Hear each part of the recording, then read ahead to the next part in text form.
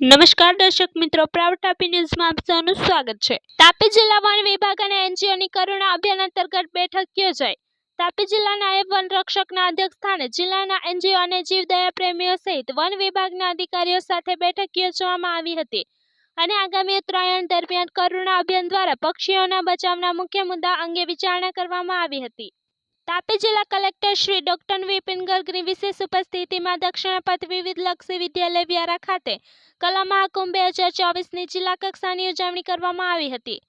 આ તકે જિલ્લા કલેક્ટર શ્રી ગર્ગે સ્પર્ધામાં ભાગ લેનારા સ્પર્ધકો રાજ્ય અને રાષ્ટ્ર કક્ષાની સ્પર્ધામાં વિજેતા બને અને તાપી જિલ્લાને ગૌરવાન્વિત થવાનો અવસર પ્રદાન કરે તેવી શુભેચ્છાઓ પાઠવી હતી। જિલ્લાના ડોલવણ તાલુકાના આશ્રમ શાળા આંબાપાણી ખાતે મહિલા અને બાળ અધિકારીની કચેરી તાપી અને જિલ્લા બાળ સુરક્ષા એકમના સંયુક્ત ઉપક્રમે તથા બેટી બચાવો બેટી પઢાઓ અંતર્ગત મહિલા અને બાળ અધિકારી અને દહેજ પ્રતિબંધક સહરક્ષણ અધિકારી ડોક્ટર મનીષા એ મુલતવીના માર્ગદર્શન હેઠળ જાતીય ગુનાઓ સામે બાળકોને રક્ષણ આપતો અધિનિયમ 2012 પોક્સો અંગેનો માર્ગદર્શન સેમિનાર યોજાયો હતો। આગામી સમયમાં યોજાનાર લોકસભાની ચૂંટણી પારદર્શક રીતે થઈ શકે તે અર્થે ભારતીય ચૂંટણી પંચ દ્વારા હાલમાં દરેક જિલ્લામાં ઈવીએમ નિર્દેશન કેન્દ્ર શરૂ કરવામાં આવ્યા છે।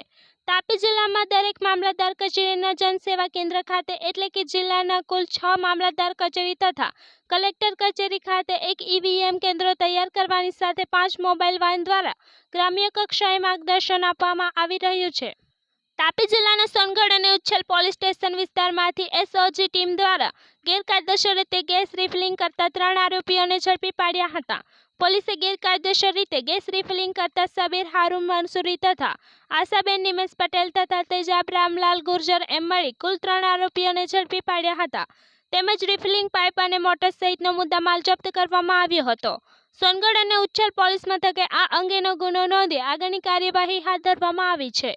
તાપી જિલ્લા એલસીબીએ વ્યારા તાલુકાના ટીચકપુરા ગામ ખાતેથી કારમાં લઈ જવાતા દારૂના જથ્થા સાથે મહિલા બુટલેગર લીલા ઉર્ફે આશા જિગ્નેશ ડીમરને ઝડપી પાડી હતી તેમજ દારૂનો જથ્થો અને કાર સહિત કુલ કિંમત 1.37 લાખનો મુદ્દામાલ જપ્ત કરવામાં આવ્યો હતો।